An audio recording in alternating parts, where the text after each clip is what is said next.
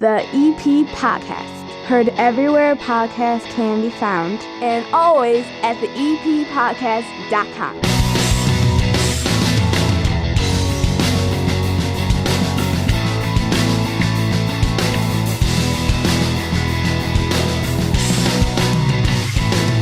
Bellying up to the 9-foot homemade oak bar, pour yourself a cold one. Another week in Evergreen Park as the weather continues to get better. All brought to you by the First National Bank of Evergreen Park. Hannah, I went over to my old bank, and this big corporate behemoth that is on 95th Street in Oak Lawn. And I'm not going to get into the name of it, but they aggravated me so much over the last couple of months. I've been hearing about it. Every time I tried to contact them, I had to go through Twitter to get a phone number so I could call somebody because they don't put the phone number on their website. It's like an airline. That's ridiculous, okay? And then when I show up with an appointment, just the other day, I show up with an appointment. I have to go online, I have to schedule an appointment, I have to wait a week to get in there to get an appointment. A week to get into a local branch? Right. And I go in there, and there's 3 people that cut me off who don't have appointments, okay, that they take in front of me. And it finally goes, well, who are you waiting for, sir? I'm like, anybody. I've had an appointment here for the last 20 minutes. Then they finally sit me down. I'm closing the account because I'm really dissatisfied with them.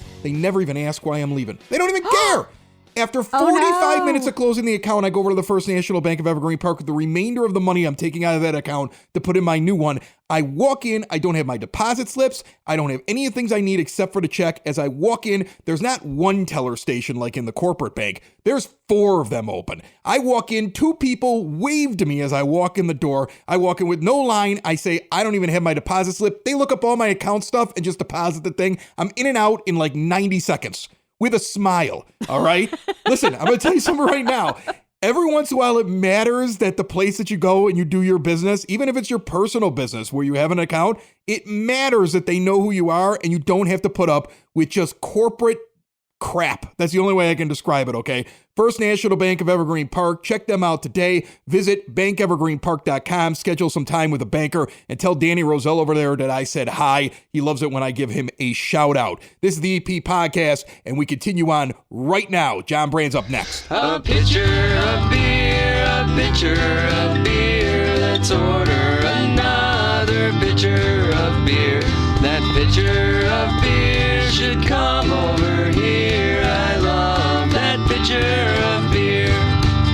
John Brand's down here with us. I'm so excited. He brings over there, goodies. As I start talking, he's over there like he's on his phone. He's getting ready to put together another great social media post. I know, their Instagram feed is incredible. Instagram. Is it weird for you that your Instagram skills are on par with this 15-year-old girl, which is a good thing? But it's like you and 15-year-old girls it's a little bit with the filters elevated from a 15-year-old. I mean, it's amazing. I don't know what to say to that. I'm just glad people find it compelling and enjoy it, and we take that seriously. And we put a lot of effort into it. Yeah, it's really neat, and you know what? I think it draws people to you because you just make it look so cool going to Open Outcry, and then when you show up, you're not really disappointed because it's a cool place to go hang out. It looks like how you portray it. Oh yeah, it's right over there at 109th and Western. You can't miss them there, right there in the middle of the block. They're going to have the upstairs, I think, open in the next week or so. You're looking for a crane, but very soon, John, you're going to have those big giant buildings. It's my fault. We put the EP Podcast lodge up on the top of the roof, and now we can't figure out how to get it off the roof. I need a crane. Yeah, we need a crane. Anybody got a crane? Yeah, get the guy a crane. There's got to be a crane on the south side. There's always a guy who knows a guy that has a crane. Somebody needs to fill this void and open up an on-demand crane service.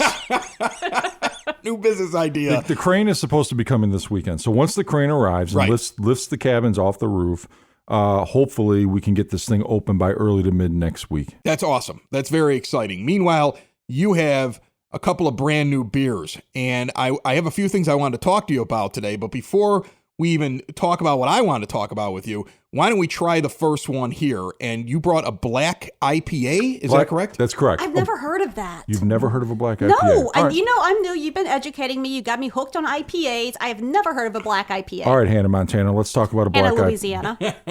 Hannah, Louisiana, let's talk about a black IPA. All right, so a black IPA. The style is relatively new. In fact, it wasn't even formally recognized by beer style governing bodies up until about 4 or 5 years ago. Hold on a second. Wait. Stop right there. There's a governing body of beer? There's multiple governing bodies. Really? That in the United States that define beer styles. And the reason that's important is because breweries like to compete and put their beers against other breweries. And they get judged every year in festivals such as the Great American Beer Festival, for example. So, and if you disobey the governing body, what, like Beer Team 6 comes and they hit you with a sniper's bullet? Like, how does that work? Well, what they do, they define what a beer style is in this country. Okay. So when you go to competition, if you're a brewery and you go to competition with a beer, your beer that you're submitting for that particular category has to fit within the style guidelines for that style. And then that's how we decide whether or not brewery A is making the best IPA in the country versus brewery B. Okay. All right. I understand that. So this, what is this style? How does this come about? So a black IPA is an IPA. It's an India Pale Ale. It's heavily hopped. It's bitter. It has a ton of hops that will bring all those different types of notes that you would expect in an IPA, whether it be citrus or spicy notes or floral notes. And the black IPA is no different. What makes a black IPA unique is the grain that you use. You're using roasted grains that will bring full-bodied sweetness and roasted sweetness into an IPA that you wouldn't expect if you're drinking like a West Coast IPA or a New England style IPA. So it's more full-bodied.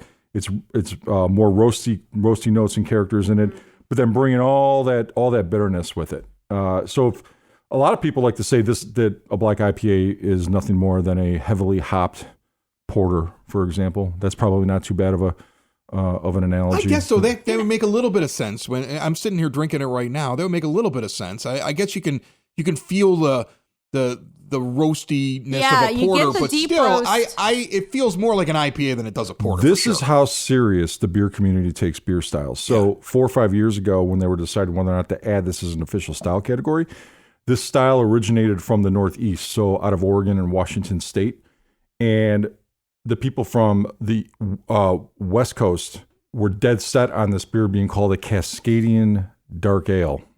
The rest of the country wanted to call it a black IPA, just to keep it simple.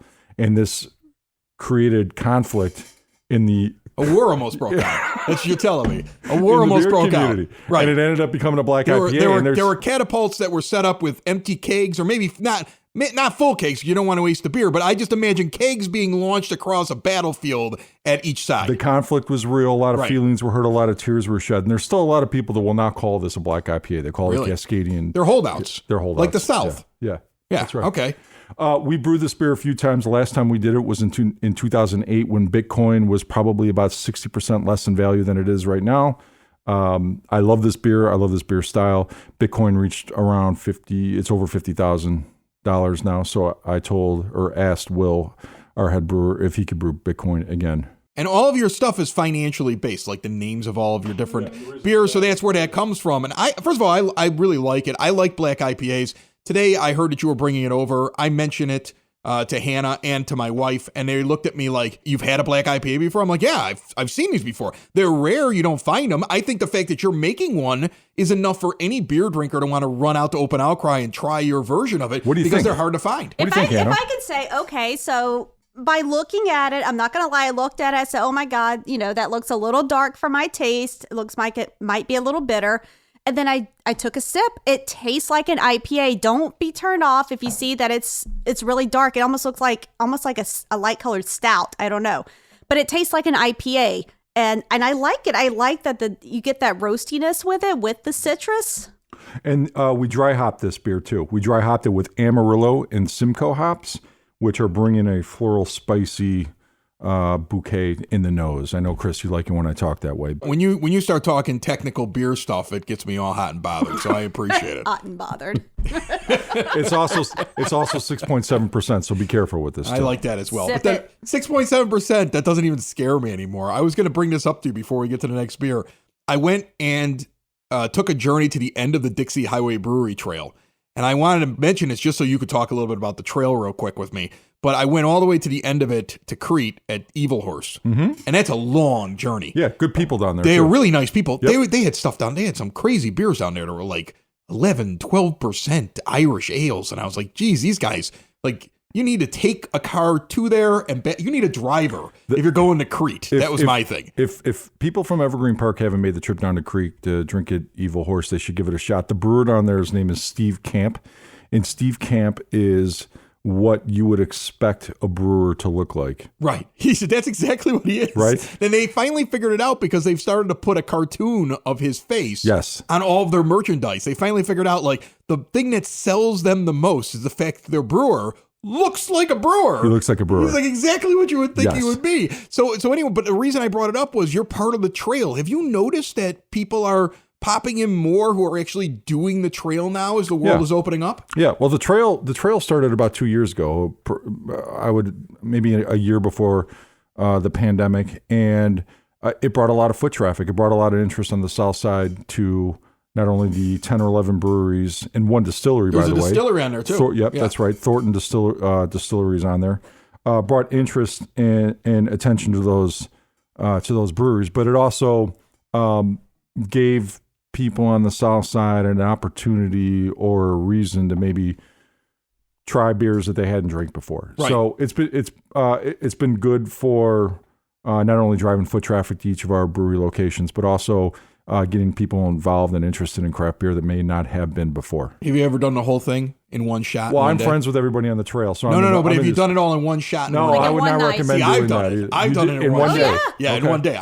We had a bus. Yeah, we got a bus. I made sure somebody was driving me, but I did the whole thing in one day, which was amazing. Yes. Have a designated driver, but do it sometime. Yes. You know, that's the whole thing. You know, I mean, like, that's why right now buses, they cost a little bit of money. I'm teaching my 15-year-old how to drive. Once she gets to be 16, I can do the trail whenever I want to. I'm just going to drag her along, and she's my driver. That's how this works. It's a fun trip. It starts on the northern part of the Dixie Highway, which is Western and Old Western Avenue, stretching all the way south. You start at Horse Thief, then you hit Open Outcry, then you hit Blue Island Beer Company, and you make your way down the trail, and you hit places like Rabbit and One Trick Pony and Thornton Distilling and Evil Horse. I may be missing one. There's a few of them. Yeah, Flossmoor Station's over there. Flossmoor Station, thank you. Yeah. Which Flossmoor Station, by the way, is an OG brewery on the south side of Chicago. I mean, are they 20 years? It's so They've interesting. been along for a long time. It's such an interesting place. It's an interesting caboose. trip to take that, and it's something to check out. But of course, there's always my favorites on the trail. You're one of my favorites, and I can't wait to try this spicy beer that's coming up here later on the EP podcast. Found everywhere podcasts can be found, and always at the eppodcast.com.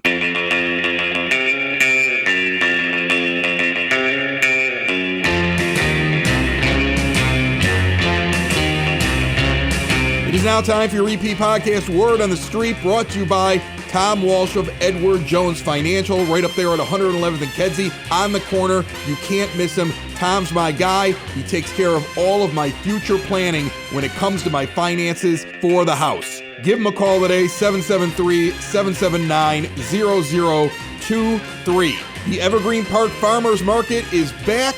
It opened up last Thursday. It'll be back again this Thursday and every Thursday through October, 7 a.m. until 1 p.m. You get out there. They got local farmers that come in from farms right around this area. Fresh produce. There are folks that have organic honey. Flowers you can buy to put around your house. Grab lunch out there. There's a couple of great vendors and so much more. There is always something going on at the Farmers Market, Yukich Field, 89th and Kedzie, 7 a.m. to 1 p.m. each and every Thursday. Questions or more information can be obtained by calling 708-422-8776. Recreation Department is registering people for all of their different camps and sports and activities for the summer.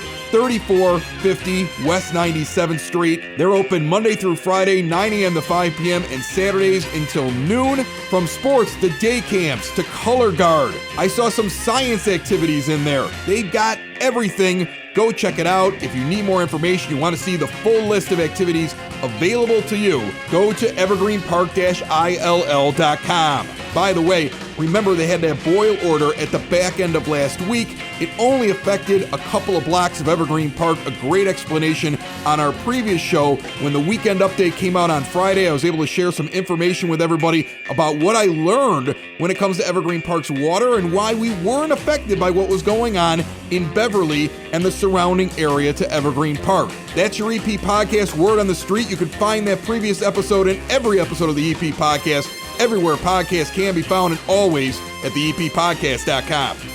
I coached another T-ball game. I'm coaching T-ball for the EPBC. My son Nicholas is on there, and I suckered myself into this feeling like I had to coach one of his teams because I coached the other kids in other sports as they were getting older. Now I have 2 teenagers who tonight I actually caught dropping F-bombs when they thought there were no adults in the house.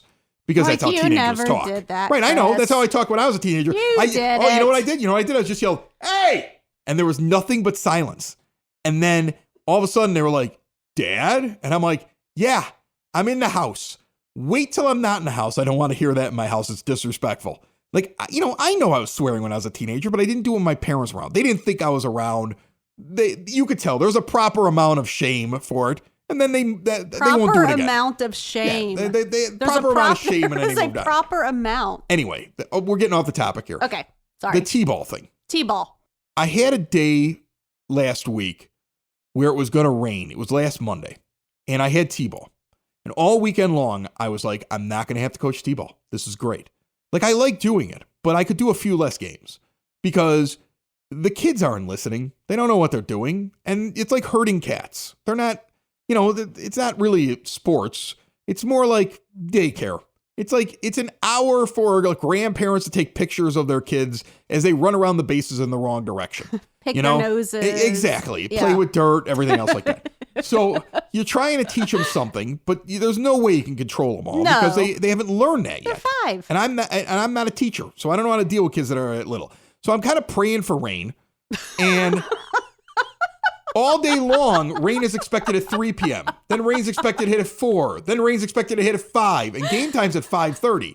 Now all of a sudden, rain's expected at 7. I'm like, no. So I show up. And of course, the other coach said the exact same thing. He's like, man, did you think it was going to rain today? I'm like, yep. He's like, yeah, and it didn't. And it did. So I'm ready to play. Right before I start, I get a dad that walks by. This is the greatest thing, Hannah.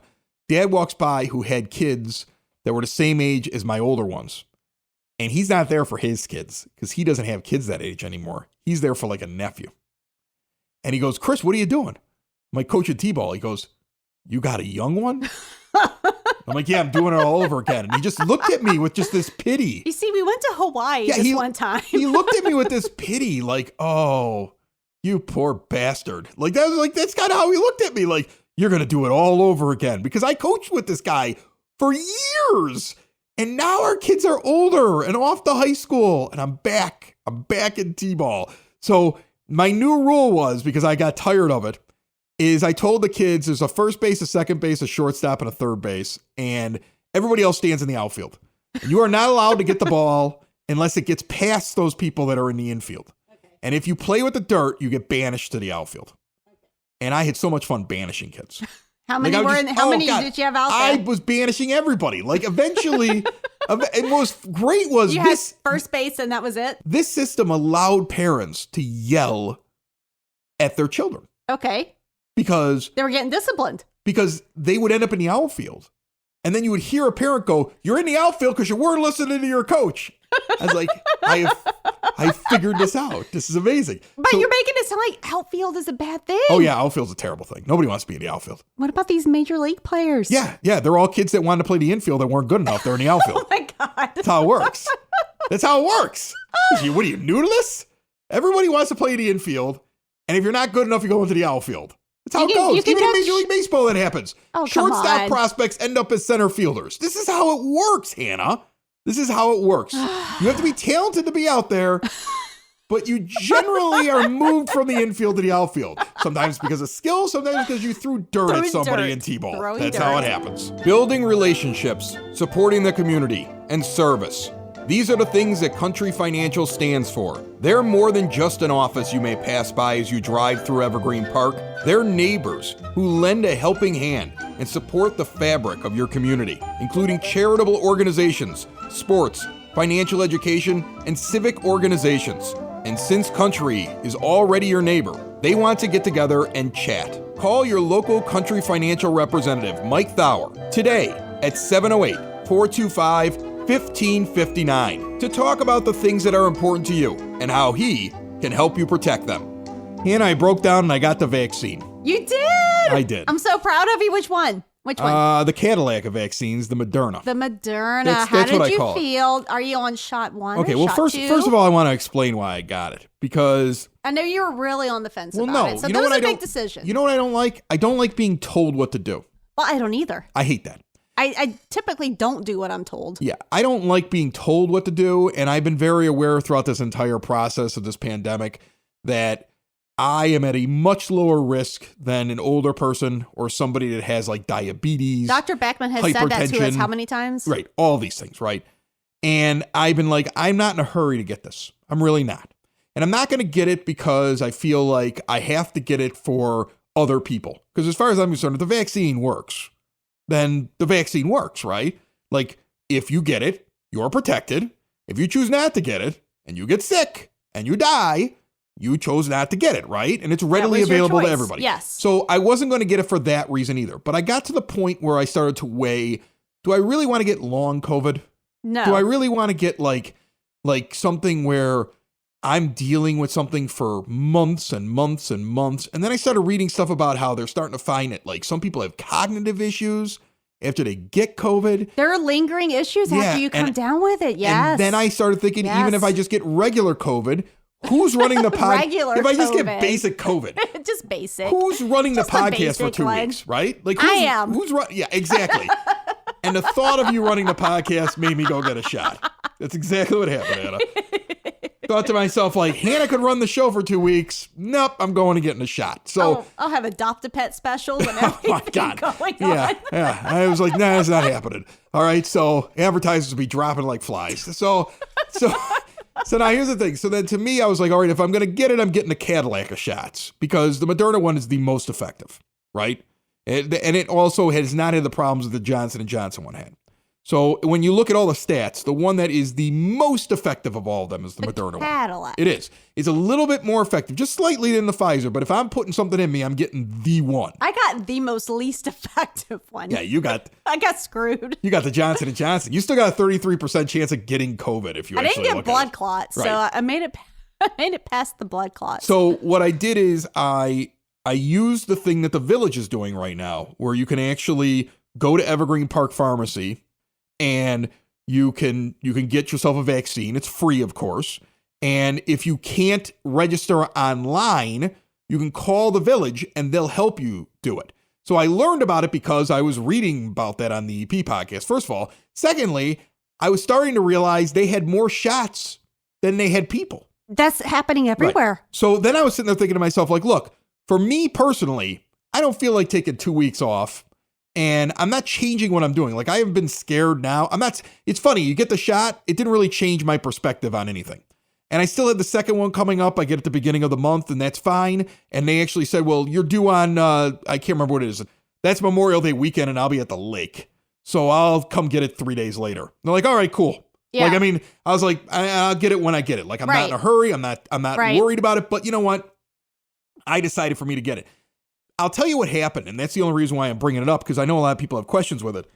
I go in to get the shot, and the funniest thing is, like, you walk in, and right away, you're, like, expecting this to be a real serious affair, because it's the COVID shot. Of course, this is going to be serious, right?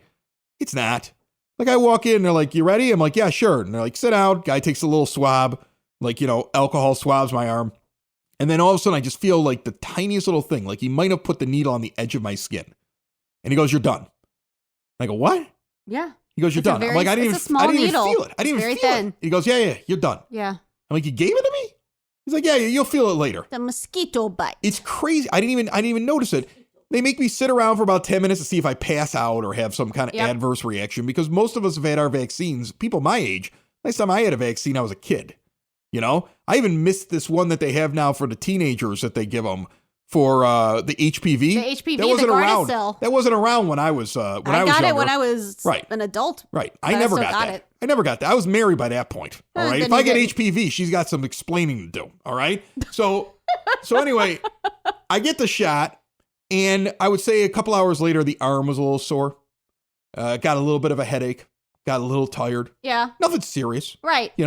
And I just kind of moved on. It was kind of funny. Like, It's I was not that bad. I was waiting for serious side effects. Yeah, it's not that bad. And I didn't get any. Now I hear the second time it's brutal. But the thing that got it's me... hit or miss. Like my husband, he had nothing. He had nothing more than a sore arm. The thing that got me, though, and I'll tell you this before we finish this off, the reason I ended up trusting it, because I'm a very untrustworthy person. And trust me, I'm not telling you this because I think you need to go get it if you're listening. I am not. I am never going to be one of these people that shame somebody into getting it or give somebody a hard time for getting it. It's your choice, okay? This is your life. Business. Make a decision about how you're going to live your life. I've always been that way about everything, not just COVID and vaccines and things like that. Okay, we are all put on this earth. We get a certain amount of time on this earth. We die on this earth. The decisions that we make are our decisions. They do affect other people, but it's up to us to decide what we're going to do. And for somebody to preach to you about what you should do and shouldn't do, I think worry about yourself. That's just always been my own personal philosophy. I can't change it now. But it was when I read that when serious side effects have happened with all vaccines, the latest that they've ever found a serious side effect to a vaccine was about 6 weeks in. Yeah. And I got to the point where I was like, all right, we're 4 months into this at this point.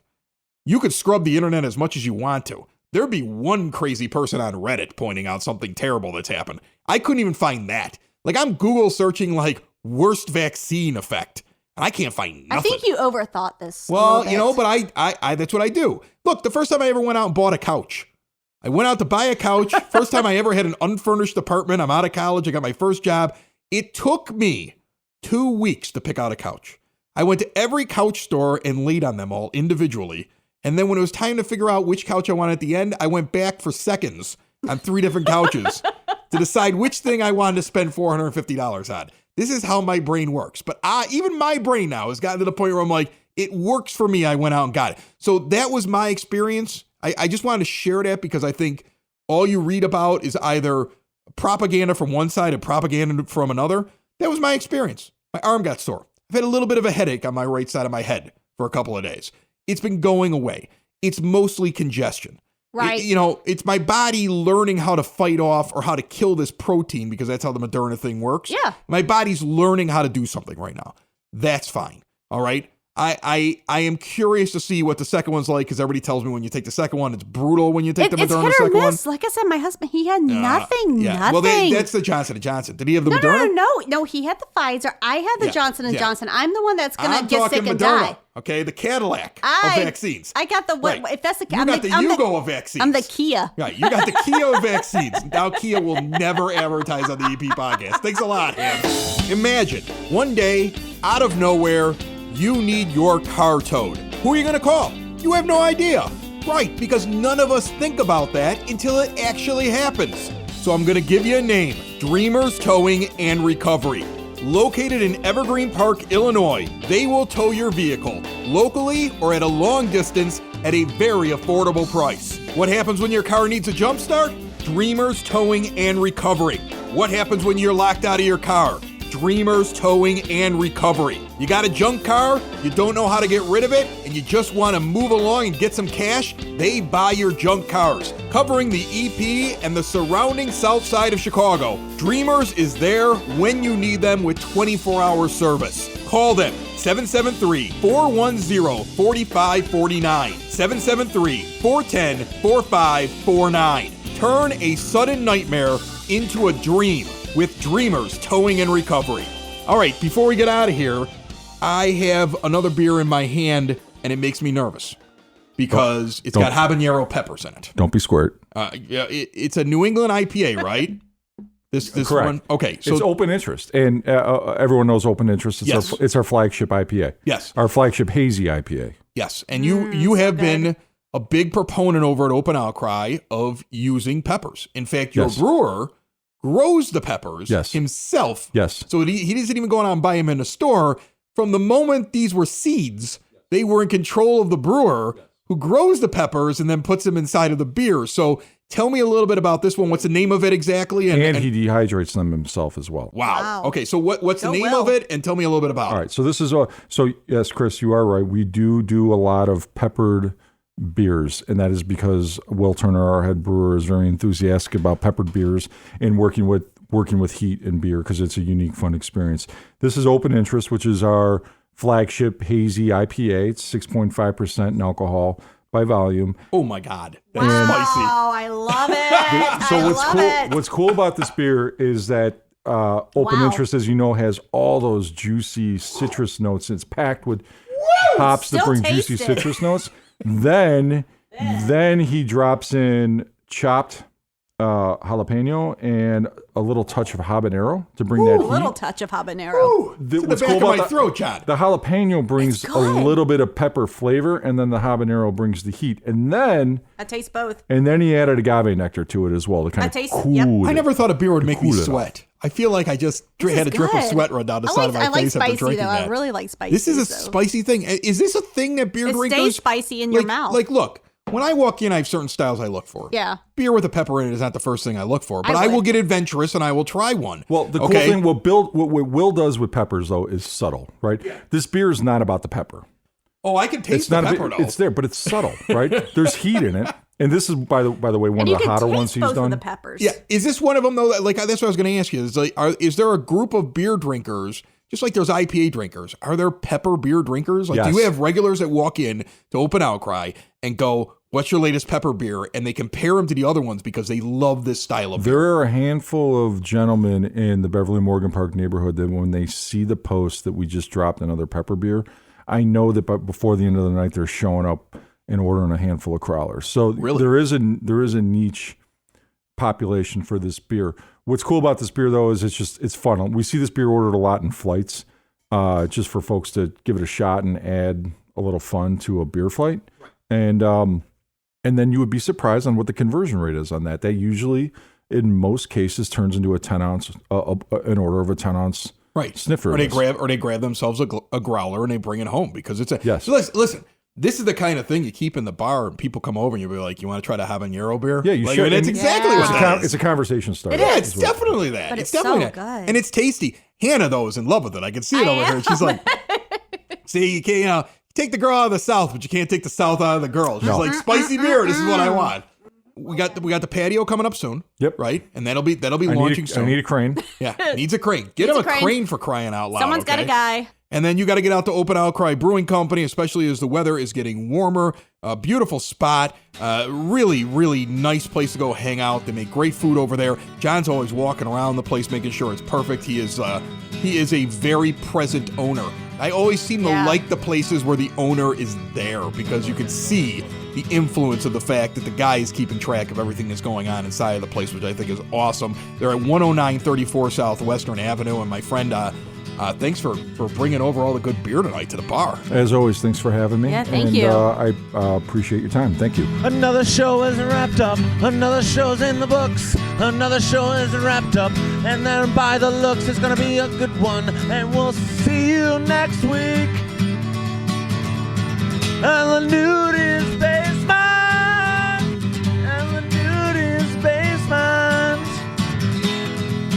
Another show is wrapped up. Another show is wrapped up. Another show is wrapped up. And it's in the books.